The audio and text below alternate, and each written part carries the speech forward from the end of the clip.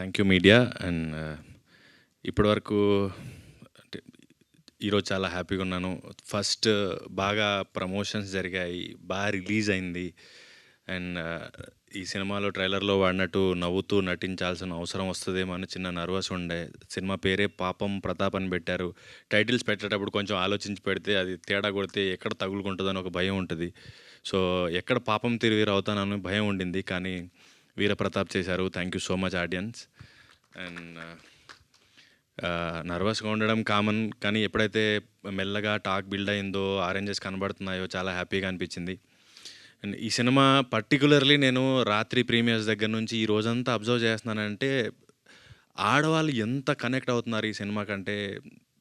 నేను సీన్ చేసేటప్పుడు ఒకసారి వెబ్ సిరీస్ చేసినప్పుడు చాలా ఆలోచించా, చాలా భయపడ్డా ఇది ఎలా పోతుందో, ఎలా తీసుకుంటారు. కానీ సిన్కి ఎక్కువ ఫ్యాన్స్ ఉందే లేడీస్.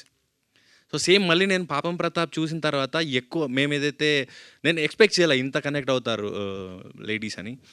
సో ఈరోజు చూస్తున్న వాళ్ళు కానీ, ఇక్కడ ఉన్న వాళ్ళు కానీ, ఎవరైతే మీరందరూ ఒక మగాడి వెనక, మగాడి ఆనందానికి, మగాడి విజయానికి అండగా నిలబడిన ప్రతి ఆడవారికి ఈ పాపం ప్రతాప్ అంకితం.